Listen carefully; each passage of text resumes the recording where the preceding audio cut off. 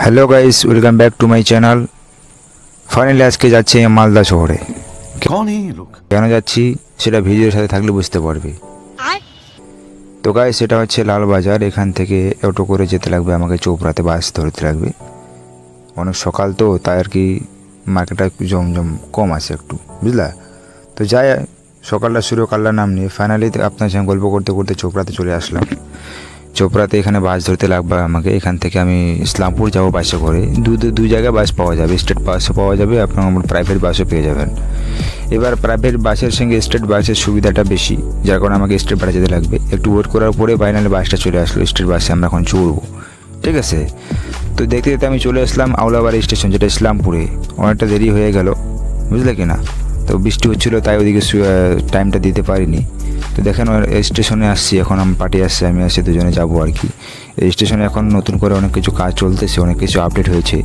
স্টেশনে যাতায়াতের সুবিধাটা একটু যথেষ্ট ভালো হয়ে গেছে, বুঝলে। ওই সাইডে আছে টিকিট কাউন্টার, ওখানে সিআরপিও আছে, বুঝলে কি না।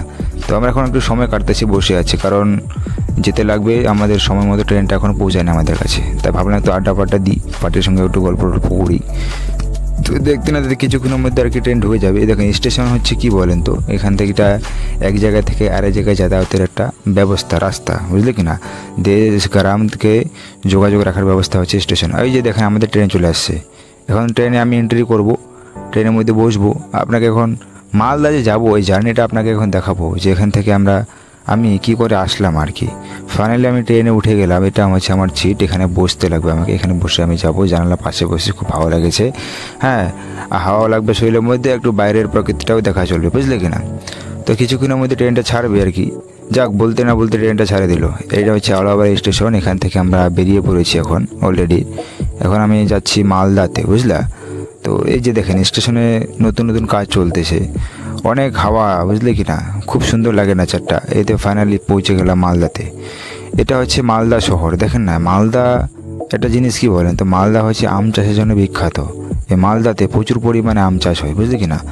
মানে পুরো জেলার মধ্যে, পুরো পশ্চিমবঙ্গের মধ্যে সবথেকে বেশি যে আম চাষ হয় সেটা হচ্ছে মালদা। যেদিকে তাকাবে সেদিকে শুধু গাছ দেখা যায়, মালদা গাছ। মালদা যেতে গেলে আমাকে এই নদীটাকে পার করতে লাগবে। যারা উত্তরবঙ্গ থেকে মালদা আসবে সবাইকে এই নদীটা পার করতে লাগবে। এই নদীটার নাম হচ্ছে মহানন্দা। দেখেন না, ওই যে নৌকা দেখা যাচ্ছে। অ্যাকচুয়ালি নদী দেখলে না ভিতর থেকে একটা আলাদা রকম ফিলিংস আছে, বুঝলা। মনটা একটা শান্তি ফিলিং আছে নদীতে, হ্যাঁ কি না। তো যাকে আমি আসছি, দেখেন এটা হচ্ছে মালদা স্টেশন, মালদা টাউন, ঠিক আছে। যাত্রীগুলো এখন নামছে, সবাই আমরা এই সিঁড়ি দিয়ে উঠে বাইরে বেরিয়ে যাব। হ্যাঁ, এই যে দেখেন অনেকগুলো ট্রেন এখানে রুকেছে। এখন আমরা যাচ্ছি, উপরে আছে, উপরে 3 তলার উপরে আছে। বাইরে দেখেন না দৃশ্যটা, অনেকগুলো ট্রেন সেখানে আছে।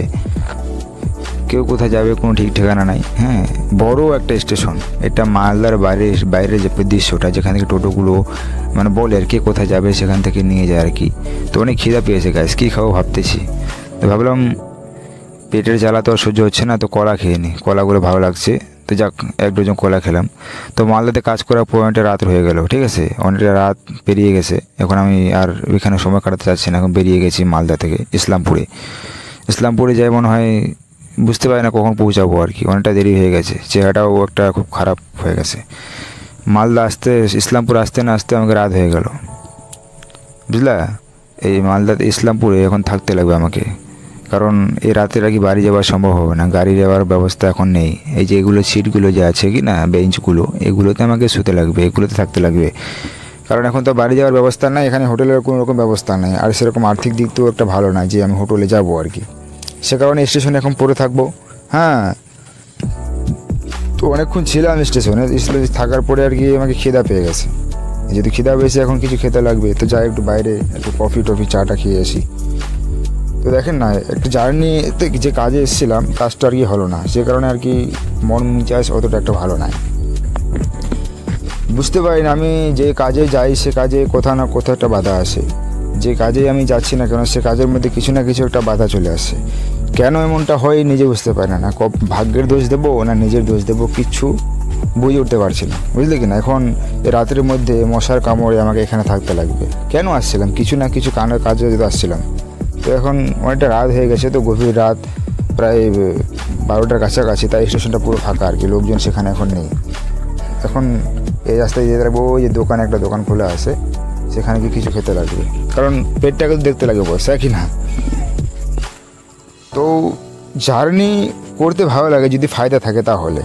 রাতটা কোনো রকম করে কাটলো আর কি। রাতটা পেরিয়ে আসার পর এখন আমি সকাল প্রায় ভোর 5টা 5:30 নাগাদ এরকম হবে, বেরিয়ে গেলাম সেখান থেকে, স্টেশন থেকে। এখন বাসে করে যেতে লাগবে আমাকে বাড়ি, কারণ রাতে তো বাড়ি যেতে পারিনি, হ্যাঁ অনেকটা রাত হয়ে গেছিলো, সে কারণে সকাল এখন যাচ্ছি।